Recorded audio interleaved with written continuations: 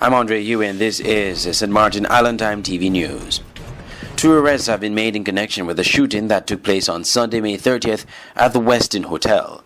J.A. and K.L. have been arrested for their involvement in the shooting and also money laundering. One of the victims of the shooting has been flown out to the Dominican Republic for medical treatment. Police spokesman Inspector Ricardo Henson told our newsroom that 2 persons were shot during that incident, which took place on the 2nd floor of the hotel's parking lot. 2 victims, Karim Lake and checkmate security Levy Webster, were rushed to the hospital in a private car, while another, who heard the shots and in the bid to get away, jumped from the 2nd floor of the parking lot and broke his leg. He remained at the scene of the crime.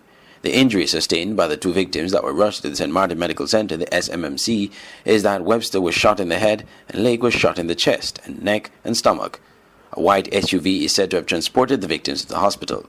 The victims are said to have lost a lot of blood.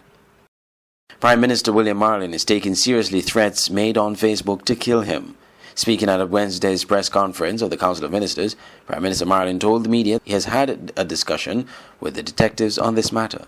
I had detectives from the department, from the police department, who came to have a discussion with me about it.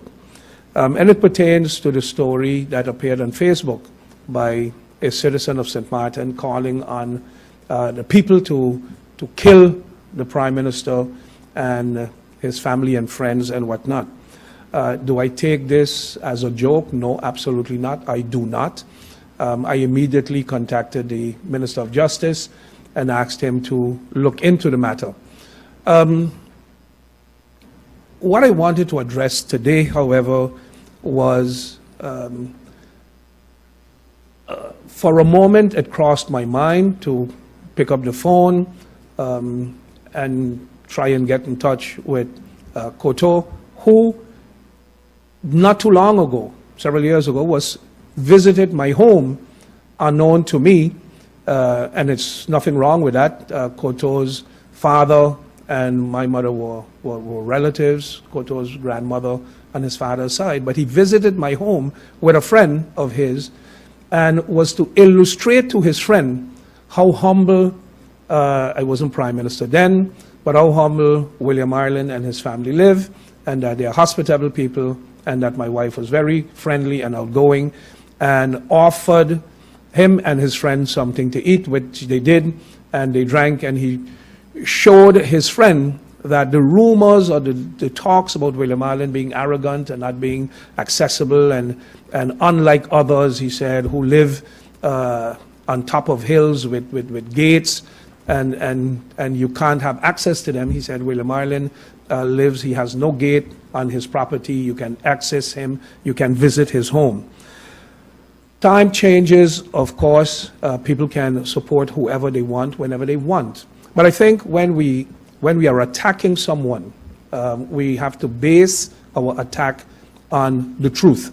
Today I showed an artist rendition, a proposal that is made, and if people see this and they say we don't like whether it's the color, whether it's the pelicans, whether it's the palm trees, whether it's the bricks, they're basing it on a fact.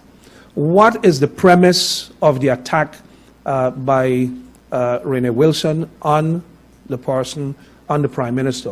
One, that information reaching him indicates that the Prime Minister just submitted a proposal to postpone the elections of September.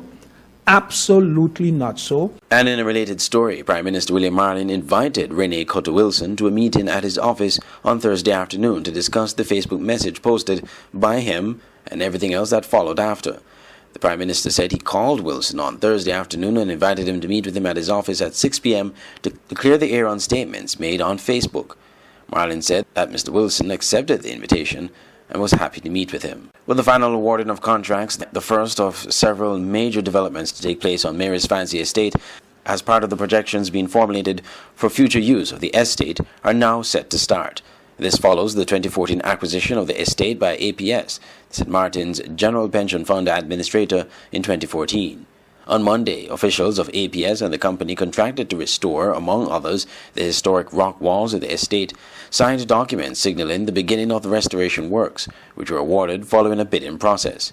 St. Martin's Minister of Finance, Richard Gibson, signed as a witness. The works forming part of the first phase of restoration initiatives are to cover the adjacent trench as well as a new entrance and exit path to and from the estate. This has been St. Martin Islantime TV News. I'm Audrey Huey. Thank you for watching.